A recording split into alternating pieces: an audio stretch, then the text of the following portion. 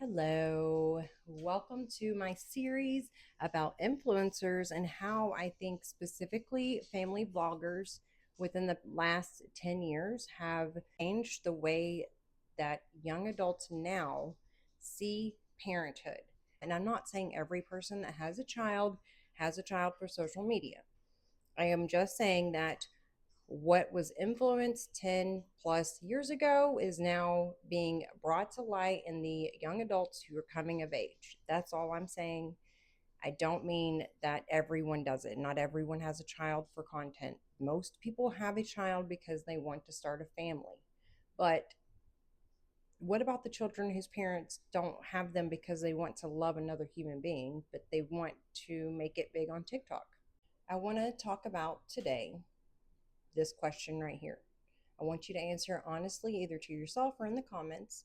Can a child consent to being a quote unquote influencer? Not to being in a video, not to smiling for a camera, but to having their entire childhood turned into content that could live on the internet forever. Because I don't think those are the same things. Smiling for the camera and having your content on the internet forever are not the same things, but it is in a child's mind. When people hear the word consent, they think about a yes or no moment. But psychology tells us that consent is so much more than that. Real consent requires understanding the consequences of your decision, not just today, but years from now. Can a 4-year-old understand what millions of views means? Can an 8-year-old understand facial recognition technology like this? Can a 10-year-old predict how their classmates might use old videos to embarrass them? Probably not. Can a 12-year-old truly understand that something updated today might still exist when they're 30? The internet is forever. Probably not. Children can agree to be filmed. Of course, they can say, sure, you can film me. But agreeing to be filmed is not the same as understanding what permanent digital exposure means. Those are two completely different things. As children grow, their identity changes constantly. You're constantly changing as you're growing. Who you were at 5 is not who you were at 10. Who you were at 10 is not who you were at 16. And who you were at 16 is not who you were at 21. And even at 21, you're not the same as you are at 21 as you are at 30. You're constantly growing. But as children grow, their identity changes constantly. Growing up is supposed to include the freedom to make mistakes, to try different things, try new things, figure out who you are. Most of us got to do that in relative privacy. Many children growing up online don't have that luxury. And it's so sad. That's why I'm talking about it. That's why I'm passionate about it. Psychologists also talk about identity development. During childhood and adolescence, you're building your sense of self. You're building your character, your self esteem, you're experimenting, you're changing, you're asking, who am I? Now imagine trying to answer that question while millions of strangers have already answered them for you because they're commenting all the time about you and who you are, who they think you are. Imagine getting those comments at 14 as you're trying to figure out who you are anyway.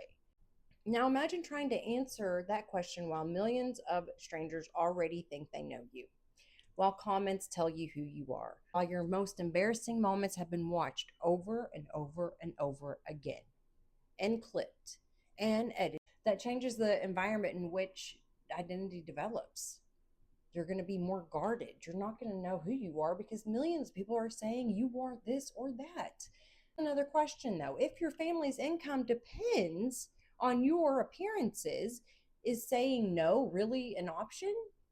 Think about that. Even if no one pressures you directly, children naturally want to please and make their parents happy. They want approval, they want connection, they want to spend that time with you too.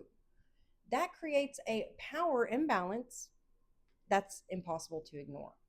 This isn't about blaming parents at all. It's not blaming parents at all. Most parents genuinely love their children and believe that they are making memories, creating memories, and saving memories. But social media has created something no previous generation had to navigate: an audience, algorithms, brand deals, monetization.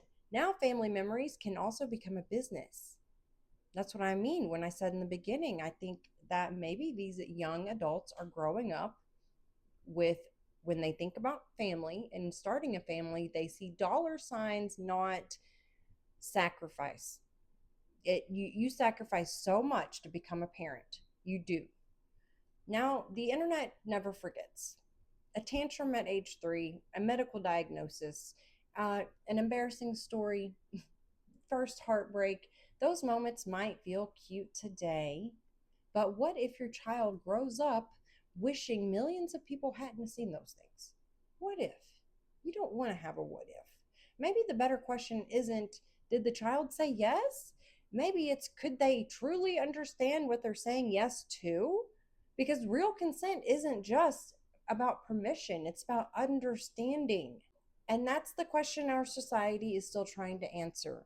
Do children understand what it means to consent to being a social media influencer? Because believe it or not, if you have millions of followers, if you even have 1,000 followers, you are influencing people who like you to dress like you, act like you, talk like you, do their makeup like you, uh, drive a car like you. You're inspiring others. I know I've been inspired by others to dress, a certain way, or grab this skirt. Oh my gosh, that's so cute. So I'll find it and buy it, right? We influence each other regardless of whether or not we're being paid for it. So children online, period, I just don't think they need to be online until they can fully grasp what it means to have all these eyes on you. Because even as an adult, it is hard to navigate. It's hard to understand that people who comment and they're rude, it's hard not to fight back sometimes. You know that. You see, if you followed me for a while, you know that I will fire back at you. But it is hard sometimes to ignore the really hateful comments that will just comment on anything besides the video. You know, I don't want to hear how awful I look. I would rather hear how awful the video was, or my words, or whatever. Please critique the work, not the background, and things like that. That's what is helpful. Everything else is hurtful. If you found out that your entire childhood had been posted online, would you be okay with it? Let me know in the comments, and follow and like if you want, and we'll keep on with this series. I'm not going to stop talking about it till I have done all 5 videos. This is number 3. We have 2 more to go.